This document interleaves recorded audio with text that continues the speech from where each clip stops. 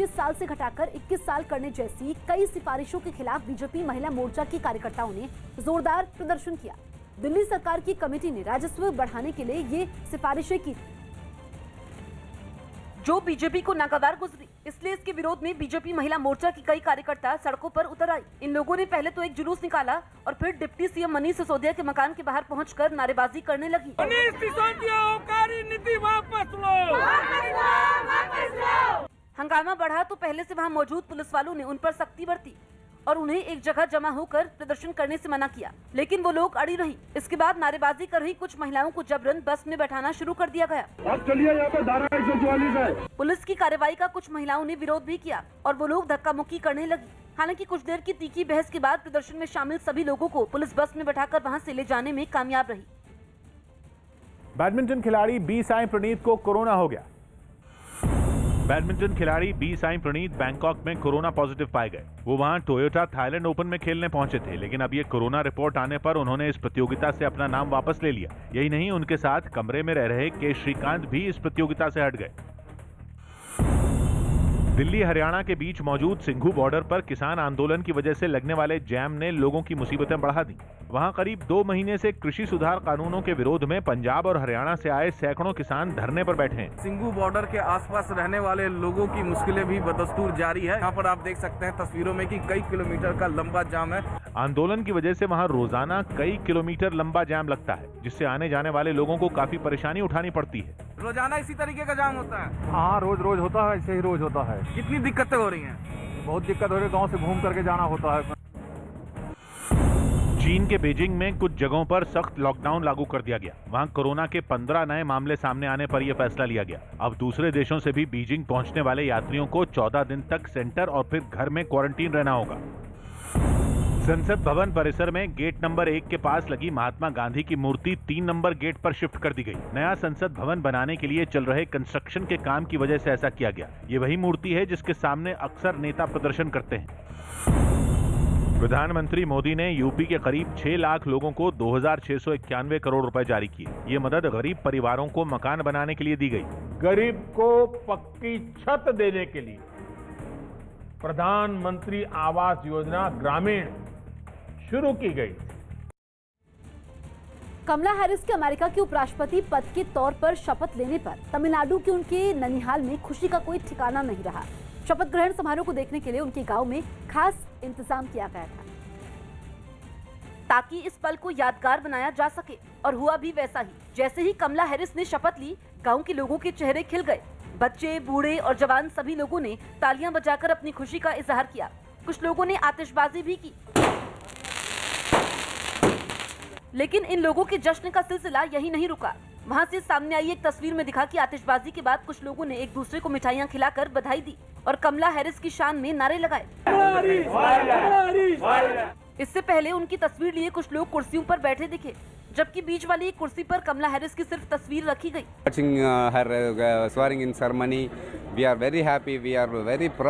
गांव वालों ने उम्मीद जताई कि कमला हैरिस के उपराष्ट्रपति बनने से भारत का अमेरिका से रिश्ता पहले से ज्यादा मजबूत होगा।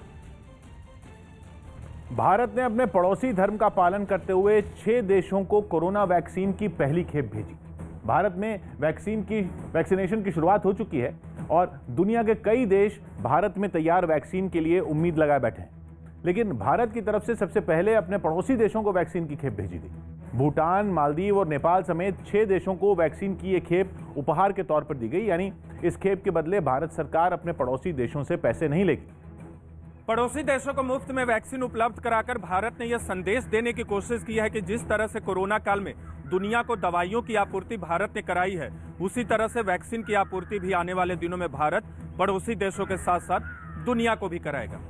मुंबई के छत्रपति शिवाजी महाराज इंटरनेशनल एयरपोर्ट से वैक्सीन की पहली खेप भूटान और मालदीव भी भेजी गई।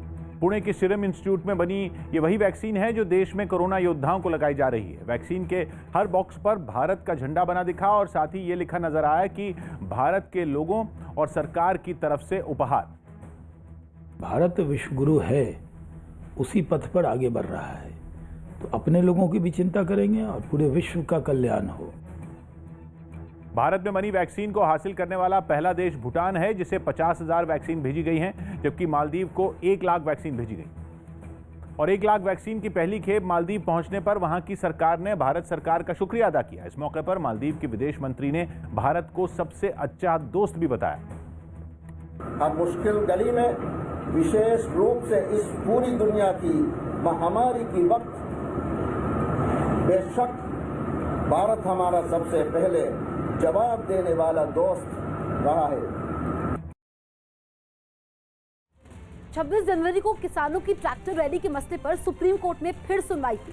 न्यूज 18 के एहतशाम खान की रिपोर्ट है कि अदालत ने किसानों की ट्रैक्टर रैली पर दखल देने से इनकार कर दिया और कहा कि कानून व्यवस्था बरकरार रखना सरकार और पुलिस का अधिकार है, इसलिए वो उचित फैसला ले। सुप्रीम कोर्ट के इस रुख के बाद केंद्र सरकार ने अपनी याचिका वापस ले ली और कहा कि वो सोच समझकर फैसला लेंगे। इस बीच ट्रैक्टर रैली के मसले पर किसान संगठनों और दिल्ली पुलिस के बीच भी एक बैठक हुई, लेकिन बैठक में 26 जनवरी को ट्रैक्टर रैली पर कोई सहमति नहीं बन पाई। दिल्ली खबरदार, जो ट्रैक्टर को रोका उसका इलाज भर देगा, जो ट्रैक्टर को रोकेगा उसके बक्कल तार दिए जाएंगे अगर ट्रैक्टर को रोका किसी ने। अहिंसा के रास्ते पर चलकर अमेरिका में नस्ल भेद के खिलाफ आंदोलन चलाने वाले मार्टिन लूथर किंग जूनियर की याद में रखा गया एक कार्यक्रम हिंसक झड़प में बदल गया। मार्टिन लूथर किंग जूनियर दिवस पर न्यूयॉर्क सिटी में उनके समर्थक और पुलिस आमने सामने आ गए और फिर ऐसा हंगामा हुआ कि करीब 30 लोगों को गिरफ्तार करना पड़ा। खबर यह भी है कि इस बवाल में 11 पुलिस वालों को थोड़ी बहुत चोट भी आई।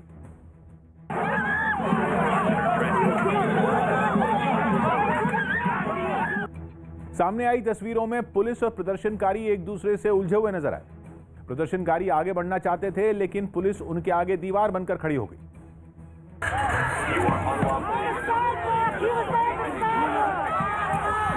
लेकिन इससे पहले तक यह कार्यक्रम बिल्कुल शांतिपूर्ण था। प्रदर्शनकारी नाच गा भी रहे थे, मगर बवाल तब शुरू हुआ जब वो मार्च करने निकल पड़े। पुलिस ने लोगों को बीच रास्ते में ही रोक दिया और लौटने को कहा, लेकिन वो नहीं माने। थोड़ी ही देर में गर्मा गर्मी इतनी बढ़ गई कि पुलिस ने धरपकड़ शुरू कर दी।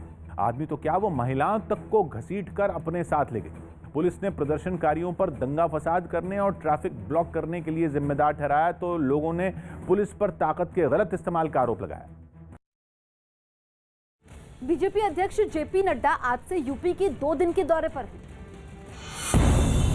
बीजेपी अध्यक्ष जेपी नड्डा आज से यूपी के 2 दिन के दौरे पर हैं। सबसे पहले नड्डा लखनऊ में पार्टी के पदाधिकारियों के साथ एक बैठक करेंगे। उसके बाद राज्य के मंत्रियों से मुलाकात करेंगे। इस बीच कई मुद्दों पर चर्चा होगी।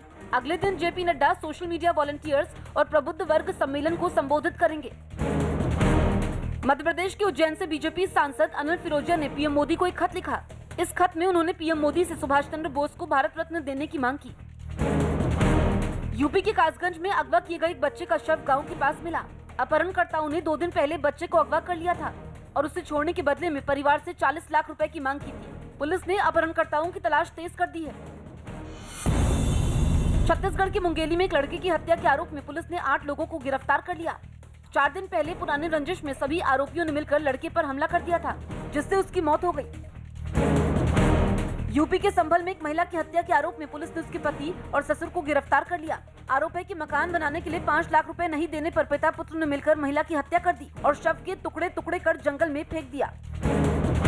मध्य प्रदेश के होशंगाबाद में सफाई कर्मचारियों ने अपनी मांगों को लेकर प्रदर्शन किया। प्रदर्शनकारियों ने नगर पालिका के दफ्तर की मेन गेट पर ताला जड़ दिया और जमकर नारेबाजी की।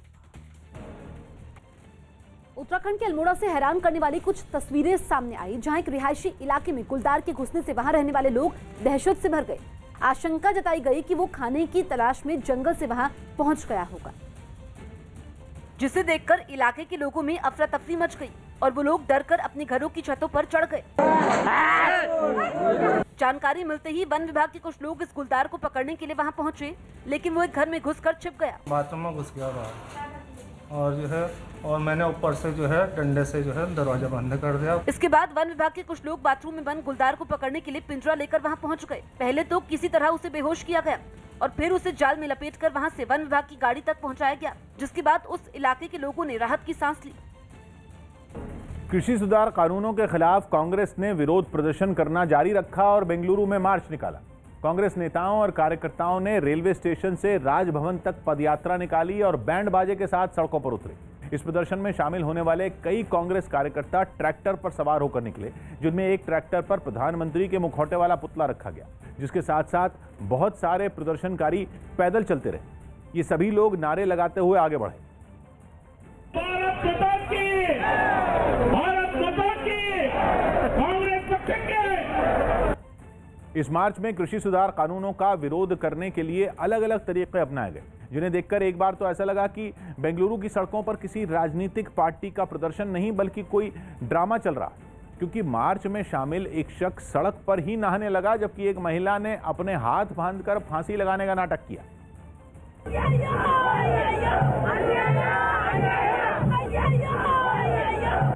कांग्रेस की इस पदयात्रा में बड़ी तादाद में लोग शामिल हुए, जिसकी वजह से बेंगलुरु की सड़कों पर लंबे समय तक जाम लगा रहा। कोरोना वैक्सीन के बारे में फैल रही अफवाहों के बीच लोगों के मन से डर भगाने के लिए दिल्ली सरकार ने अपने अस्पतालों में काउंसलिंग की शुरुआत की। न्यूज 18 के जावेद मंसूरी की रिपोर्ट है कि वैक्सीन पर भ्रम मिटाने के लिए दिल्ली स्टेट कैंसर इंस्टीट्यूट में पहला काउंसलिंग सेशन रखा गया, जहां विशेषज्ञों ने स्वास्थ्य कर्मियों के सवालों के जवाब दिए और वैक्सीन से जुड़ी सभी गलतफहमियां दूर की। बताया गया कि दिल्ली में बीते 3 दिन में करीब 26,000 लोगों को वैक्सीन लगाने की योजना थी, लेकिन 13,000 से भी कम लोगों को टीका लग पाया। इसी वजह से काउंसलिंग कार्यक्रम की शुरुआत की गई, ताकि लोग हिचकिचाए नहीं और टीका लगवाने के लिए खुलकर आगे आएं। इतना ही नहीं, लोगों की सहूलियत के लिए अब वैक्सीन लगाने की प्रक्रिया में भी बदलाव कर दिया गया है।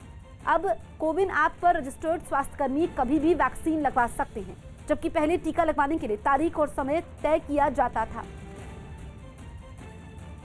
हैं वो किसी भी दिन आके वैक्सीन अब लगवा सकते हैं। नॉन रजिस्टर का वो रजिस्ट्रेशन उनको कराना पड़ेगा और उसके बाद जो है वो भी वैक्सीन करा सकते हैं।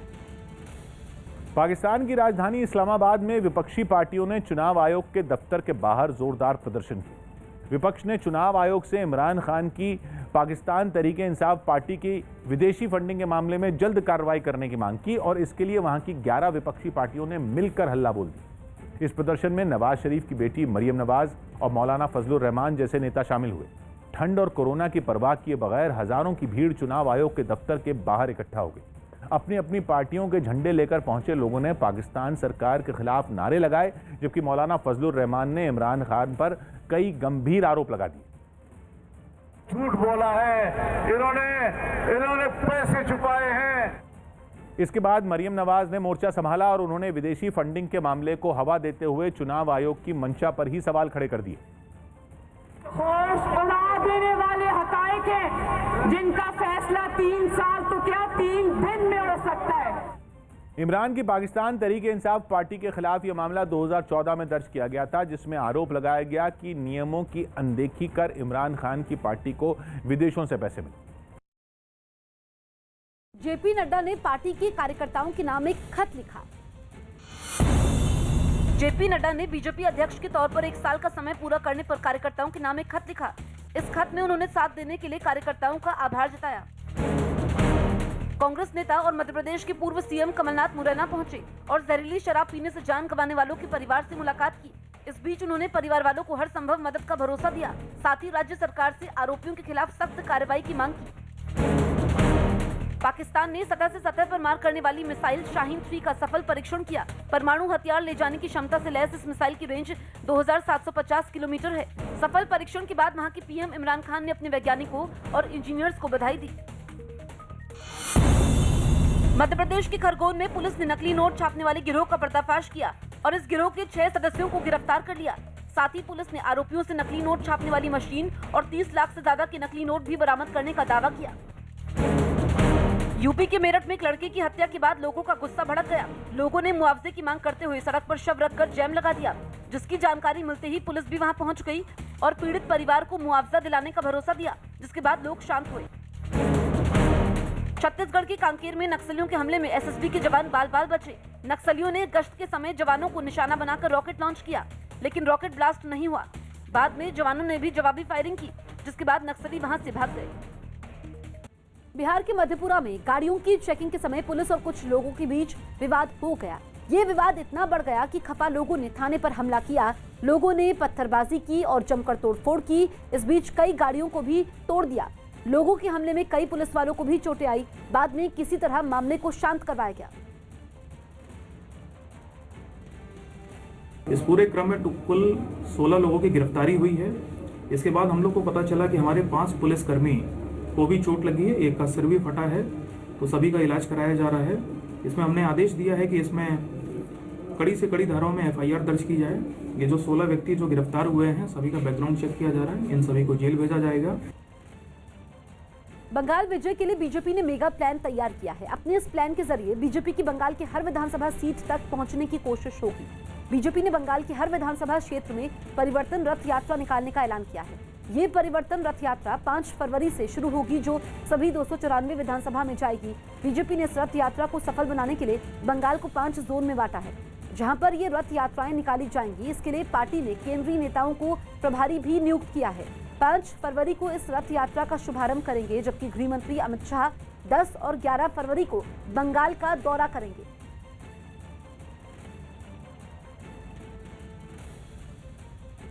हमारे साथ में बीजेपी नेता कैलाश विजयवर्गीय हैं। सर, पश्चिम बंगाल में रथ यात्रा निकाली जाएगी, कि किस तरीके से है, कितनी रथ यात्राएं होंगी और क्या योजना है सर? नहीं, 5 रथ यात्राएं हमारे निकलेगी और 294 विधानसभा सभी में जाएगी। हमारे स्थानीय लीडर्स भी उसमें साथ में रहेंगे। और हमने आग्रह किया केंद्र से भी नेता कुछ आएँ और राज्य सरकार की विफलताओं के बारे में, अराजकता, हिंसा की राजनीति, सिंडिकेट राज, इसके खिलाफ जनता को जागरूक करेंगे और ये विश्वास दिलाएंगे कि भारतीय जनता पार्टी की सरकार आएगी तो अराजकता समाप्त होगी, प्रजातंत्र की स्थापना होगी वहाँ पर, और ये सिंडिकेट राज को हम समाप्त करेंगे। और मोदी जी के नेतृत्व में जिस प्रकार गरीबों के उन्नयन की योजनाएं चल रही, वो उनका लाभ उन तक पहुँचाएंगे। क्योंकि दुर्भाग्य से बंगाल में किसानों को किसान सम्मान निधि का पैसा नहीं मिल रहा है, आयुष्मान योजना का लाभ नहीं मिल रहा है, प्रधानमंत्री आवास योजना का लाभ ठीक तरीके से वहाँ पर नहीं पहुँच पा रहा है, बीच में सिंडिकेट के लोग पैसा खा रहे हैं। तो इस भ्रष्टाचार को समाप्त करके गरीबों की योजनाएं गरीबों तक पहुँचे, ये विश्वास दिलाएंगे। और मुझे विश्वास है कि ये रथ यात्रा वहाँ पर एक क्रांति पैदा करेगी। एक सवाल और बीजेपी अध्यक्ष और गृह मंत्री भी होंगे, और कब से कब तक? 5 तारीख से हमारी पहली यात्रा निकलेगी, 5 या 6 को नड्डा जी उसका शुभारंभ करेंगे और हमारी लास्ट यात्रा निकलेगी 11-12 को। हमने आग्रह किया गृह मंत्री जी से, यदि वो समय देंगे तो वो उसको हरी झंडी बता के शुरुआत करेंगे। तांडव के निर्देशक अली अब्बास जफर के माफी मांगने और विवादित सीन हटाने के ऐलान के बावजूद देश भर में तांडव का विरोध नहीं थमा। दिल्ली और मुंबई समेत देश के कई शहरों में लोग वेब सीरीज तांडव का विरोध करने के लिए सड़कों पर उतरे, जिनमें जम्मू भी शामिल है। जम्मू में डोगरा फ्रंट नाम की संस्था ने सड़क पर उतरकर तांडव के खिलाफ नारेबाजी की। तांडव और अमेज़न प्राइम वीडियो के विरोध में पोस्टर लेकर काफी देर तक मार्च करने के बाद शहर के एक अहम चौराहे पर पोस्टरों को आग के हवाले कर दिया गया। ये तांडव पिक्चर थोड़ी है, इसने हिंदू और मुसलमानों के अंदर तांडव करवाने का प्रयास करा है। दिल्ली में बीजेपी नेता विजय गोयल की अगुवाई में जंतर मंतर पर लोग धरने पर बैठ गए। तांडव के निर्माताओं को जंतर मंतर पर जमा हुए लोगों के निशाने पर केवल तांडव ही नहीं बल्कि OTT पर दिखाई जा रही सभी वेब सीरीज नहीं। प्रदर्शनकारियों ने आरोप लगाया कि OTT पर दिखाई जाने वाली फिल्में और वेब सीरीज अश्लीलता से भरा कंटेंट परोस रही हैं, इसलिए सरकार को इन्हें सेंसर करने की जरूरत है। इनका कहना है कि ये जब तक सेंसरशिप इन OTT प्लेटफॉर्म्स पर नहीं लगती तब तक इसी तरीके का कंटेंट परोसा जाएगा जो कि भारतीय संस्कृति के खिलाफ है। प्रदर्शनकारियों के मुताबिक वेब सीरीज तांडव में केवल धर्म का ही नहीं बल्कि लोकतांत्रिक ढांचे का भी मजाक बनाया गया। उन्होंने हिंदू देवी देवताओं का अपमान दिखाया हुआ है, दलितों का अपमान दिखाया है, इंडियन लीगल सिस्टम का अपमान दिखाया है। हालांकि हर तरफ से हो रहे विरोध के बीच तांडव से कुछ विवादित सीन हटा दिए गए, लेकिन विरोध बंद नहीं हुआ। 4 दिन से तांडव के विरोध में जारी आंदोलन के बाद मुंबई के घाटकोपर थाने में भी FIR दर्ज कर ली गई। ये वही थाना है जिसके सामने एक दिन पहले बीजेपी विधायक राम कदम भूख हड़ताल पर बैठे थे। और अगले दिन भी प्रदर्शनकारियों ने तांडव सीरीज के पोस्टर जलाकर अपना गुस्सा जताया। राम कदम ने दावा किया कि तांडव की टीम की गिरफ्तारी तक आंदोलन जारी रहेगा। हमारी श्रद्धा पर यह बहुत बड़ा गहरा प्रहार है, तो इस कारण माफी मांगना, दृश्यों को हटाना, इन बातों से हमारा रन रुकेगा नहीं। दूसरी तरफ यूपी के भी कई शहरों में तांडव पर आक्रोश सड़कों पर दिखा। अयोध्या में लोग शहर के एक अहम चौराहे पर तांडव के पोस्टर जलाने पहुंच गए। कुछ ऐसा ही विरोध यूपी के रायबरेली में भी हुआ। तो यूपी की सीमा से लगने वाले राजस्थान के भरतपुर में भी तांडव का विरोध करने के लिए लोग सड़कों पर आ गए। काफी देर तक नारेबाजी करने के बाद प्रदर्शनकारियों ने वेब सीरीज के निर्देशक का पुतला फूंककर अपना विरोध जताया। कुर्सी पर बने रहने के लिए कई दावपेच आजमाने के बावजूद डोनाल्ड ट्रंप को आखिरकार व्हाइट हाउस खाली करना ही पड़ा। चुनाव में जीत दर्ज करने वाले जो बाइडेन की शपथ से पहले ही ट्रंप ने व्हाइट हाउस छोड़ दिया। इस बीच उनके लिए एक विदाई समारोह रखा गया था। एक तय वक्त पर वो अपनी पत्नी मेलानिया के साथ बाहर निकले और व्हाइट हाउस के लॉन में खड़े मरीन वन हेलीकॉप्टर की तरफ बढ़ने लगे। ये हेलीकॉप्टर खास तौर पर अमेरिका के राष्ट्रपति के लिए होता है। इस हेलीकॉप्टर में सवार होने से पहले ट्रंप को गार्ड ऑफ ऑनर दिया गया। उनके सवार होने के बाद हेलीकॉप्टर वॉशिंगटन डीसी के ऊपर से उड़ता हुआ हवाई अड्डे पहुंचा, जहां अमेरिका के राष्ट्रपति का खास विमान एयरफोर्स वन पहले से ही तैयार खड़ा था। हवाई अड्डे पर ट्रंप का स्वागत हुआ और उन्होंने आखिरी बार राष्ट्रपति की हैसियत से लोगों को संबोधित भी किया। हालांकि जाते जाते ट्रंप ने फिर व्हाइट हाउस लौटने का भरोसा दिया।